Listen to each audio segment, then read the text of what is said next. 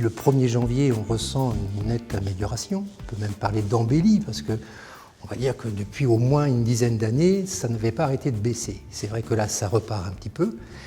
Ce qui est positif, c'est que les investisseurs sont de retour.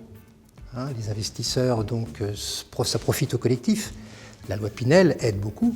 Sur le secteur de la maison individuelle, c'est un petit peu moins vrai parce que les accédants en maison individuelle sont essentiellement ou majoritairement des primo-accédants. Et pour les primo-accédants, la crise n'est pas encore totalement effacée. Alors votre deuxième question, est-ce que c'est le moment d'investir ou d'acheter ?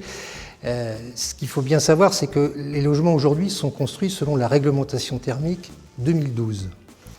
Quand cette réglementation a été mise en place, elle a forcément entraîné un surcoût de la construction. Aujourd'hui, les professionnels maîtrisent parfaitement cette réglementation. Et ce qu'il faut bien avoir en tête, c'est que d'autres réglementations pointent le bout de leur nez. Et penser que les futures réglementations entraîneront une baisse du coût de la construction, c'est totalement illusoire. Donc si on a un projet, c'est vraiment le moment de le mener à son terme, d'autant plus que les taux d'intérêt sont bas, puisque aujourd'hui entre 2 et 2,50, même si cet été les taux ont eu tendance à frémir un petit peu, ils restent de toute façon très bas. Et donc c'est vrai que c'est le moment opportun pour acheter, que ce soit pour investir, mettre un locataire, ou accéder à la propriété, bien sûr, puisque de toute façon, pour les accédants à la propriété en maison individuelle, il y a également une offre de terrain conséquente.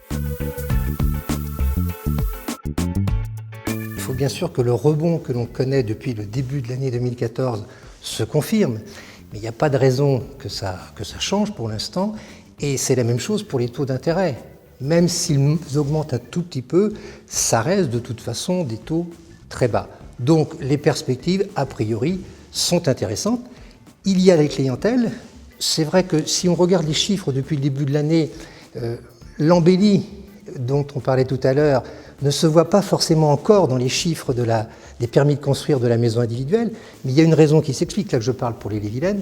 La raison s'explique notamment par le fait que certains lotissements sont en projet, ne sont pas encore aménagés, les clients sont là, mais ils ne peuvent pas signer, et bien évidemment les permis de construire ne sont pas encore acceptés. Mais ça devrait s'améliorer très rapidement, puisque ces projets vont voir le jour.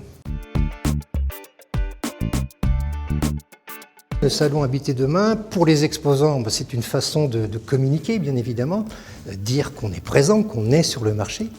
Et puis c'est également un moyen pour rencontrer en quelques jours la clientèle qui a forcément, a priori, ce sont des gens qui sont intéressés, qui ont un projet en tête.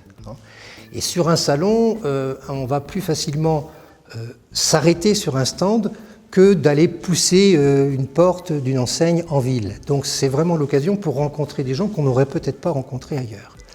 Et puis pour les futurs clients, on va dire, les visiteurs du salon, eh bien c'est un moyen en quelques heures de voir tout le monde, de voir tous les professionnels, d'obtenir un maximum de renseignements, que ce soit pour l'achat d'un terrain, que ce soit pour le financement, bien entendu, des renseignements sur le plan fiscal, et puis aussi c'est l'occasion d'assister à des conférences animées par des professionnels et donc d'avoir en quelques heures un maximum d'informations.